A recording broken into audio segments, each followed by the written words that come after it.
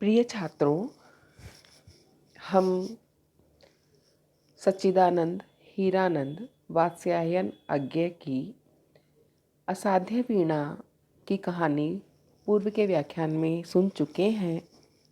आज हम प्रयास करेंगे कि कविता की व्याख्याएं करें और आप उसका पूरा आनंद भी ले सकें और समझ सकें भाव सहित।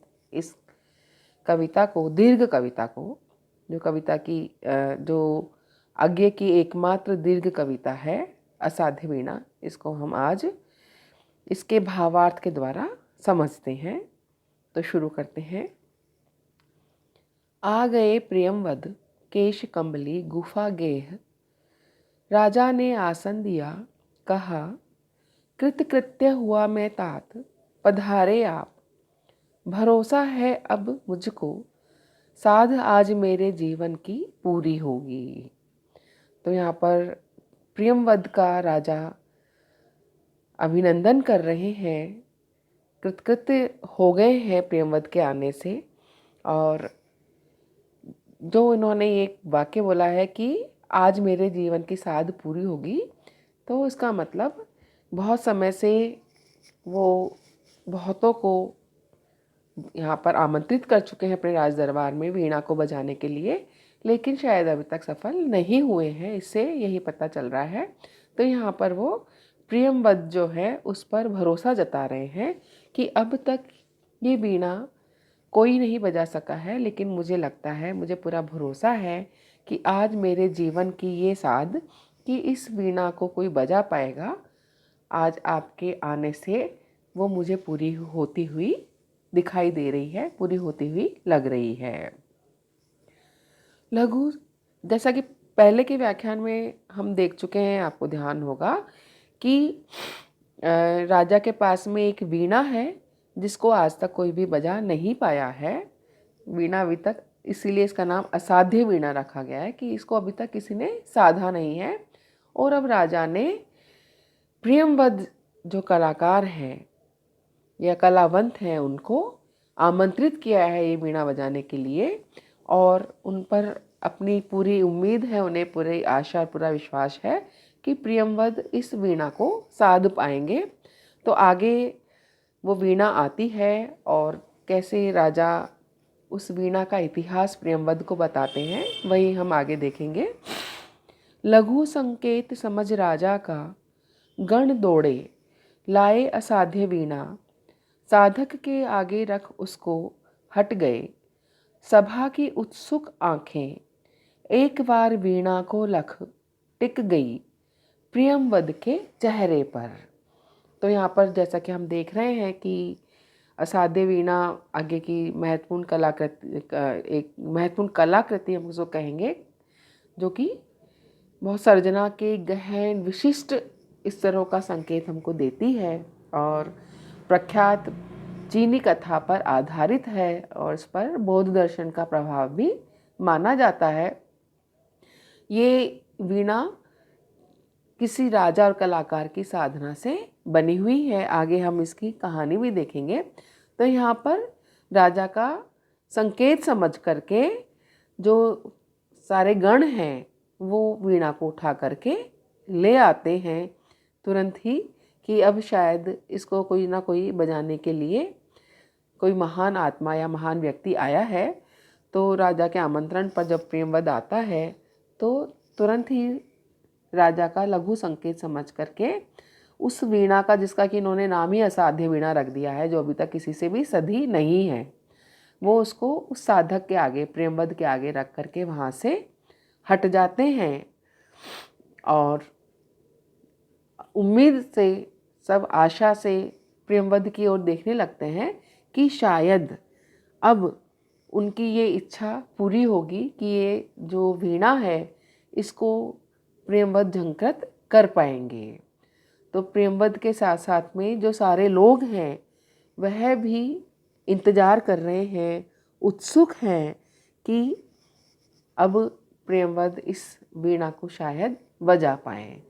तो राजा के संकेत के साथ में उनके सेवक जन वो असाध्य वीणा दरबार में ले आए हैं और अब सबकी उत्सुक आंखें प्रेमवद पर है कि शायद ये साधक इस वीणा के तार झंकृत कर पाए। तो यहाँ पर जो कवि हैं उन्होंने सबकी उत्सुक आंखों का बहुत ही सुंदर और सार्थक प्रयोग किया है, और उससे यह भी पता चल रहा है कि अभी तक कई साधकों द्वारा इस वीणा को बजाने का प्रयास किया गया है, लेकिन वह प्रयास विफल रहा है। तो अब जब राजा को प्रेमवत पर इतना भरोसा है, इतना विश्वास है, तो सभाजनों के मन में भी ये उत्सुकता और प्रबल हो गई है कि ये वीणा अब असाध्य ना रह करके शायद साध्य हो जाए।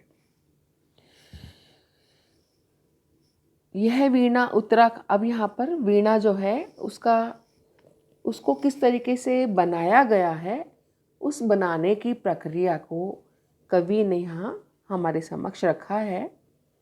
यह वीणा उत्तराखंड के गिरी प्रांतर से घने वनों में, जहाँ व्रत करते हैं व्रतचारी, बहुत समय पहले आई थी।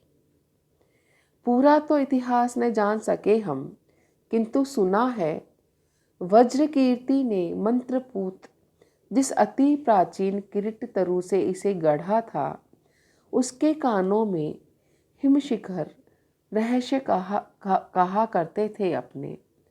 कंधों पर बादल सोते थे, उसकी करी शुंडों सी डालें। हिमवर्षा से पूरे वन यूथों का कर लेती थी परित्राण। कोटर में भालू बसते थे, कहरी उसके बलकल से कंधे खुजलाने आते थे। और सुना है जड़ उसकी जा पहुंची थी पाताल लोक, उसकी गंध प्रवण शीतलता से फण टिका नाग वासुकी सोता था। तो यहाँ पर उस वृक्ष की कीर्ति का बखान किया है जिस वृक्ष से यह वीणा बनाई गई है, कि ये उत्तराखंड के पर्वतीय क्षेत्र से जिन घने वनों के अंदर साधना करने वाले व्रतचारी अपना व्रत धारण करते हैं, साधना करते हैं, वहाँ बहुत पहले यह वीणा आ गई थी।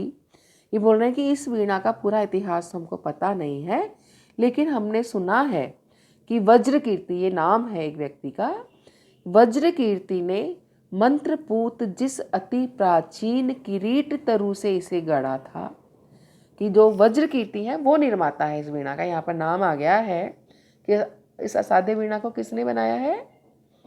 असाध्य ये बाद में हो गई है, लेकिन ये वीणा बनाई किसने है, वज्रकीर्ति ने। और उसके आगे इन्होंने ये भी जोड़ दिया है कि मंत्रपूत किया है इन्होंने, किंतु सुना है वज्रकीर्ति ने मंत्रपूत जिस अति प्राचीन किरीट तरु से इसे गढ़ा था, कि मंत्र से पूत करके एक प्राचीन किरीट तरु से इस वीणा को गढ़ा है। और वो वृक्ष कैसा था, उस प्राचीन किरीट तरु की इन्होंने महिमा का बखान किया है कि वो जो प्राचीन किरीट तरु है वो कैसा था, कितना विशालकाय था। उसके कानों में हिम शिखर रहस्य कहा करते थे अपने। कंधों पर बादल सोते थे, उसकी करी शुंडों सी डाले, हाथी के शुंडों जैसी डाले। हिम वर्षा से पूरे वन यूथों को कर लेती थी परित्राण। कोटर में भालू बसते थे, कहरी उसके वलकल से कंधे खुजलाने आते थे। और सुना है जड़ उसकी जा पहुंची थी पाताल लोक, उसकी गंध प्रवण शीतलता से फण टिका नाग वासुकी सोता था। तो यहाँ पर वो जो वृक्ष है, उस वृक्ष की विशालता, उस वृक्ष की महानता, उसके इतिहास से, उस वृक्ष के बारे में कवि हमको अवगत करा रहा है कि वो वृक्ष जिससे कि ये वीणा बनी है वो कितना महान, कितना अलौकिक और कैसा अद्भुत वृक्ष था जिससे कि यह वीणा बनी है। कितना शुभ्र था, कितना आलोकित था, आलोकित या अलौकिक वो वृक्ष था, जो कि इस वीणा को वही ऐसा ही वृक्ष इस वीणा को जन्म दे सकता था। तो उसी किरीट तरु से वज्रकीर्ति ने सारा जीवन इसे गढ़ा, कि वज्रकीर्ति जो है उसका पूरा जीवन इस वीणा को गढ़ने में लग गया। हठ साधना यही थी उस साधक की, वीणा पूरी हुई साथ साधना साथ ही जीवन लीला। देखिए, पूरी साधना, पूरा जीवन उस साधक ने ये वीणा बनाने में लगा दी। तो आप इस वीणा को देखिए कि कैसे देवी मंत्रों से इसको शुद्ध किया गया है, कितना प्राचीन वृक्ष है, कितना अलौकिक वृक्ष है जिससे कि इस वीणा का निर्माण हुआ है। और इसको बनाने वाला वज्रकीर्ति, उसने कितनी हठ साधना से इस वीणा को बनाया है, इसका निर्माण किया है, कि उसकी साधना ने अपना पूरा जीवन इस वीणा को दे दिया। कि वीणा पूरी हुई, वीणा के साथ में उसकी साधना पूरी हुई और साथ ही उसकी जीवन लीला भी पूरी हो गई। अर्थात उसको गढ़ने में उसने अपना पूरा जीवन लगा दिया। कि जिस प्रकार से वज्रकीर्ति ने एक मौलिक वीणा जो है उसकी रचना की है, तो यहाँ पर बहुत ही इसकी अनुभूति देखिए कि वो अपना पूरा जीवन इस वीणा को गढ़ने में लगा रहा है। तो जो व्यक्ति अपने पूरे जीवन की साधना, अपना पूरा जीवन, या कह सकते हैं कि पूरे उसके जीवन की जो प्रक्रिया है, वीणा को गढ़ने की जो प्रक्रिया है, उस प्रक्रिया में उसने अपना पूरा जीवन दे दिया है। तो बहुत ही सुंदर, सटीक, सार्थक प्रयोग यहाँ पर कवि ने किया है कि कैसे वज्रकीर्ति ने एक मौलिक रचना की है, वीणा के रूप में एक मौलिक रचना, एक संपूर्ण जीवन की संरचना इस वीणा के रूप में हुई है। उसने इसको गढ़ने में अपना पूरा जीवन ही इसमें लगा दिया है। तो यहाँ पर बहुत ही इसमें जो निहित अर्थ है वो देखिए कि वीणा पूरी हुई साथ साधना साथ ही जीवन लीला। आज के इस व्याख्यान को हम यहीं समाप्त करते हैं। कल इस व्याख्यान को हम आगे बढ़ाएंगे। धन्यवाद।